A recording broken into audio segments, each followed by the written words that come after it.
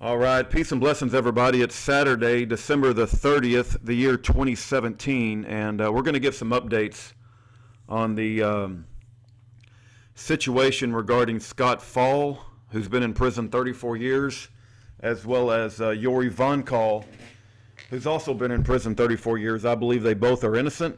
I believe they both did not get a fair trial, and I believe they both should not be in prison today. So did Officer Jack McLam, who advocated for Yori Von Kahl and Scott FAUL his whole life. But Scott FAUL will probably go up before the parole board sometime in March or April, is what I'm told.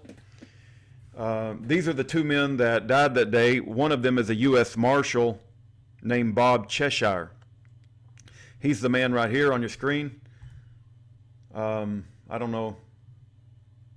Yeah, remembering US Marshals killed in the 1983 shooting. If you scroll down, his son is Ryan Cheshire. He has become a United States prosecutor. Now, I don't have any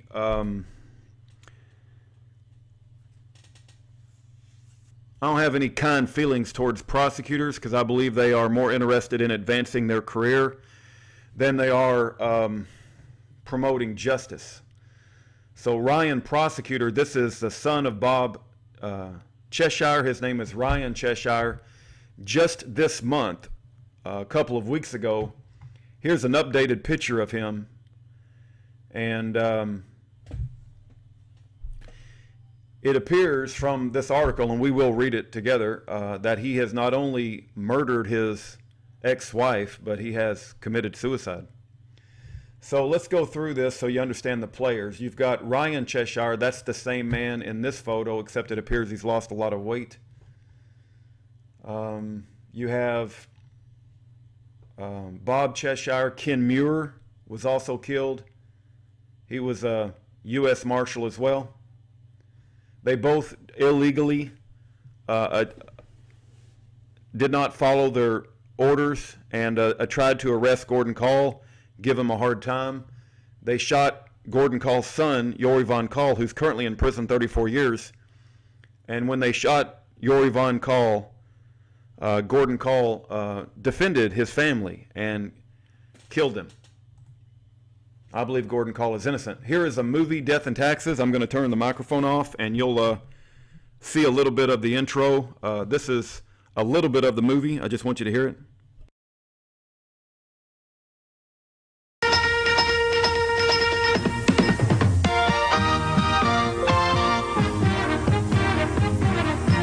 This is News 11 with Maria Pessler. Good evening. 2 U.S. Marshals are dead. 3 other law enforcement officers are wounded following a gun battle near Medina, North Dakota tonight. 2 suspects are in custody. 3 others reported still at large and believed to be armed and extremely dangerous.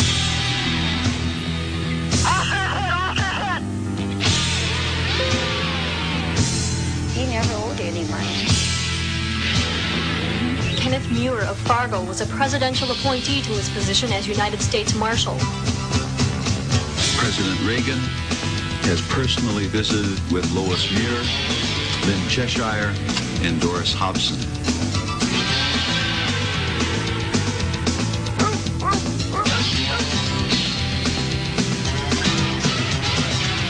Robert Cheshire had worked out of the Bismarck office for about 5 years. All right, so that was a little bit of the news outlets, how they reported. And you notice that President Reagan personally visited the families of the U.S. Marshals. But when a regular citizen gets killed, they don't visit us, right? Matter of fact, they only celebrate, or they celebrate the deaths of citizens. Police brutality has gone to a whole new level in this country, and it's referred to as the 9/11 cult. The good cops do not stand up any longer for the bad cops, which makes them all bad cops. I mean, the good cops do not report on the illegal activities of the bad cops, so therefore it makes them all bad cops. You've got complete cover-up going on all the time within the law enforcement community to protect one another as opposed to performing justice. Officer McLam talked about this quite a bit. I want to play for you a little bit of this. This is Chantel Fall Thomas speaking about her father, Scott Fall. And then I think there's also a little clip of Ryan Cheshire, which I want to read this article about him recently appears murdering his wife and then committing suicide. But let's listen to this just a little bit. He would rather walk out of there as a probably 65-year-old man than for the world to know or to believe that he is guilty of, or that he was guilty of something. Chantel points out that she isn't a tax protester, doesn't condone the killing Gordon Kahl committed that day, and doesn't share Kahl's more extreme views. She just wants to be able to hug her father as a free man. They may be able to keep him in there until he dies of a broken heart or old age. But I guarantee you, I will clear his name.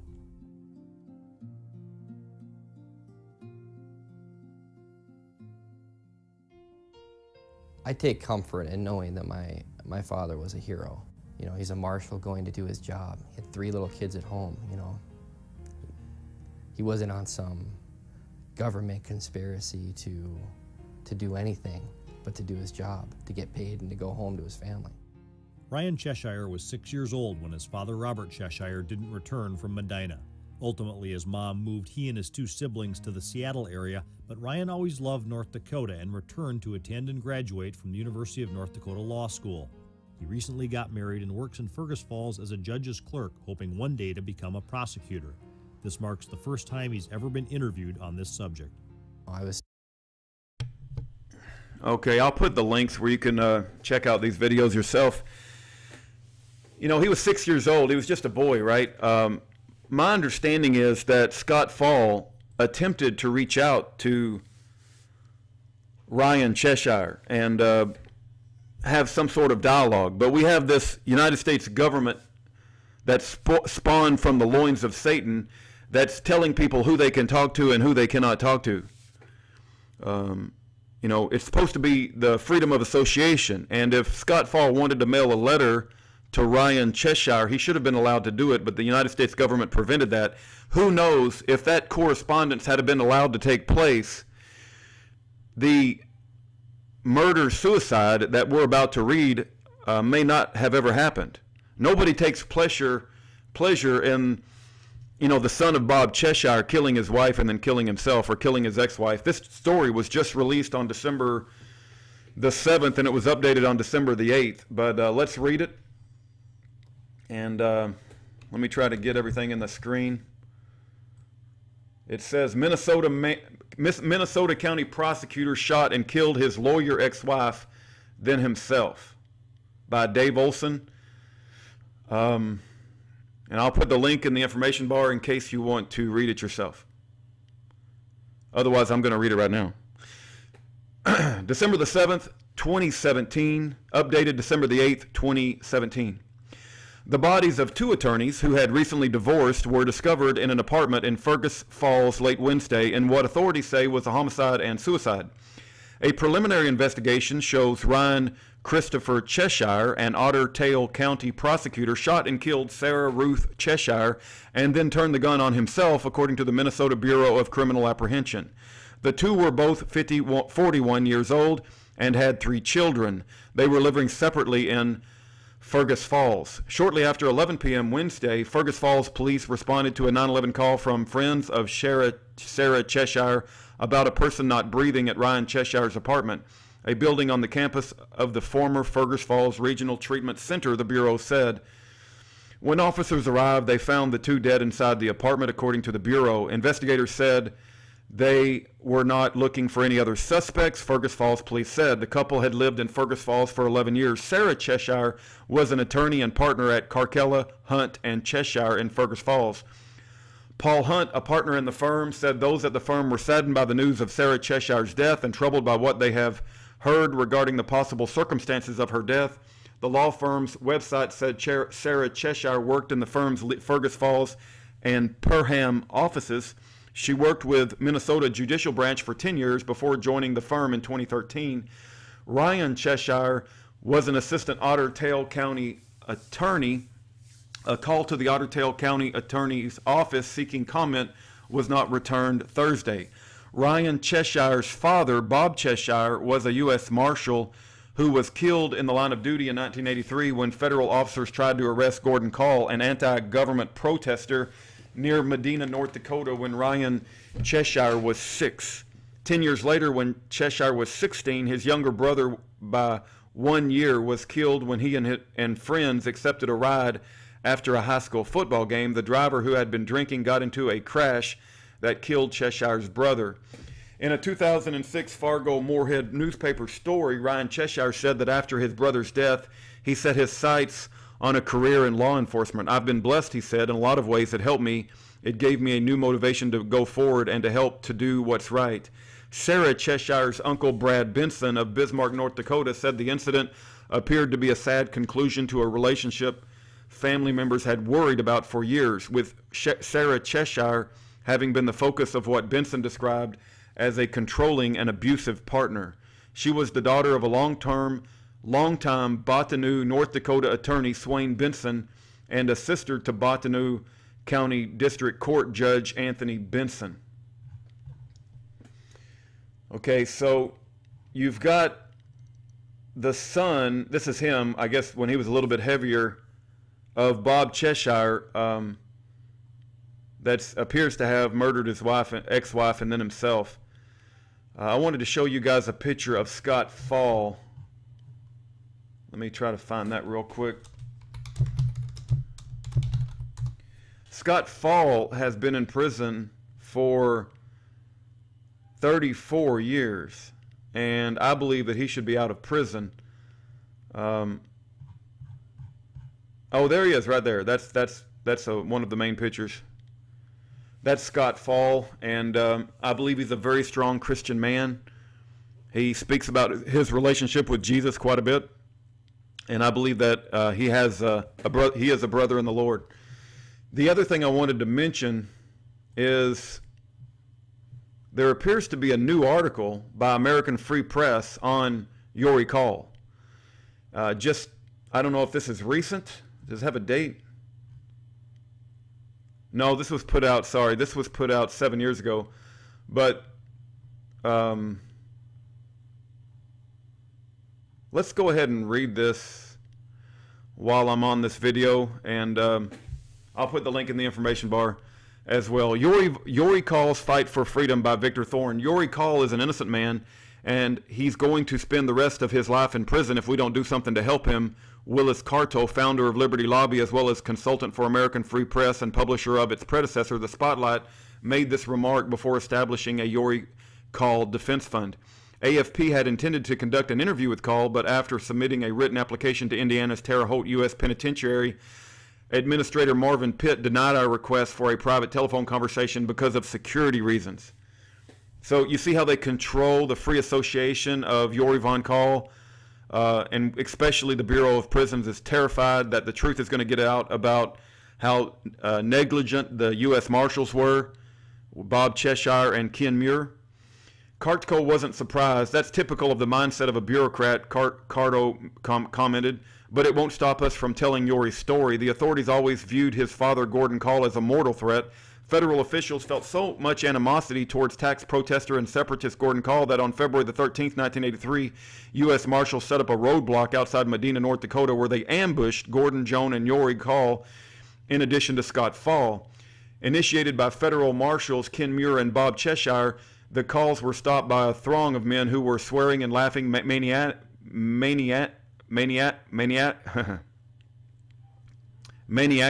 I can't pronounce that word, while yelling, "Freeze, effers, you're all going to die. We're going to blow your GD heads off." Prior to these menacing threats, power-mad Muir commanded his men to remove their badges. These illustrious examples of law and order also failed to identify themselves as federal agents. None wore law enforcement uniforms, and not a single vehicle bore noticeable police insignias. Lastly, even though a fake all-points bulletin had been issued against Gordon Kahl, the lawman never gave him a chance to peacefully surrender.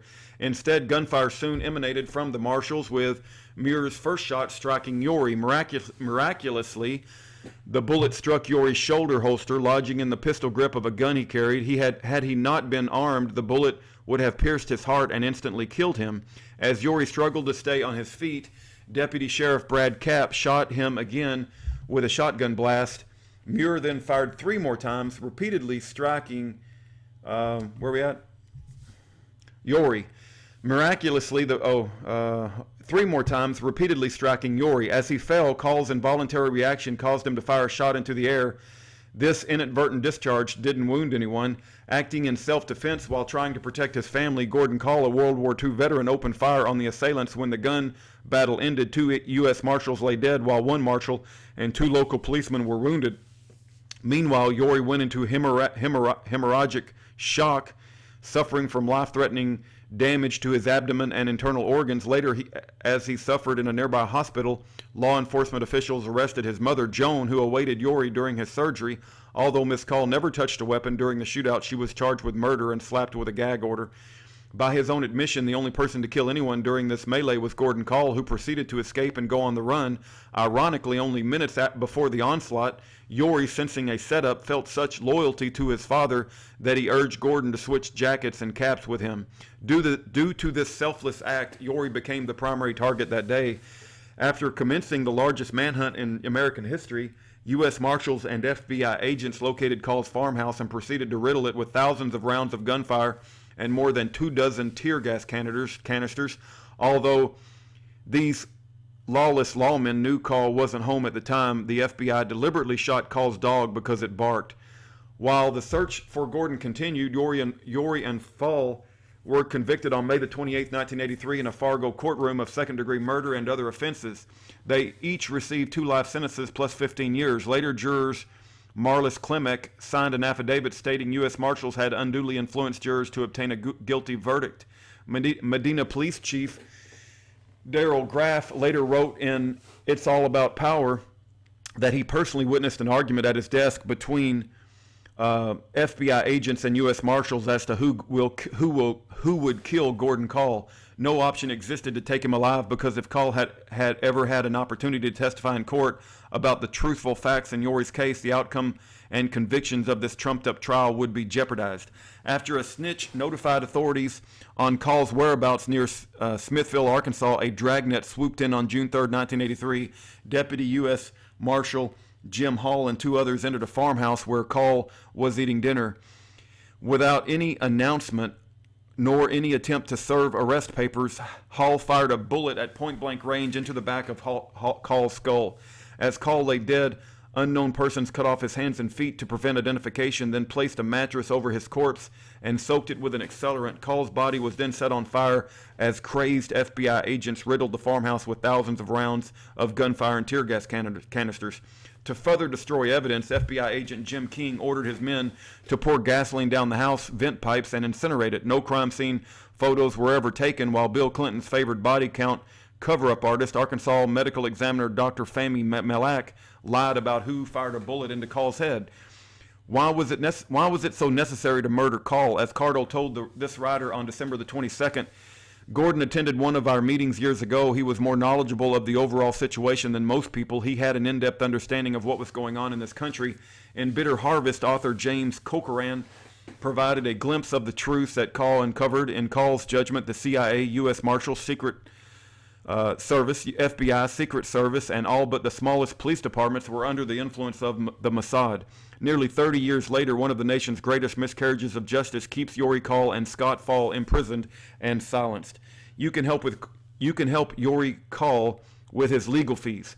At age 63, Gordon Kahl knew he was a marked man. U.S. Marshal Bud Warren as much told him so. After Warren stepped down, an overzealous Ken Moore became Chief Marshal of Fargo, North Dakota, U.S. Marshal Office. On February 13, 1983, Muir and his deputy marshals went gunning for Kahl. The events that followed have been much discussed by patriots and pundits alike, but there is a story as told by Gordon Kahl in his own words. The final affidavit of Gordon Kahl is a 4-page special report from American Free Press that tells the whole Kahl saga and also contains Gordon's final statement. Found in the chicken coop of his friend. And then it says where to send money, but I don't know if that's valid anymore. Anything you would like to know You can write Yori Kahl a letter in prison.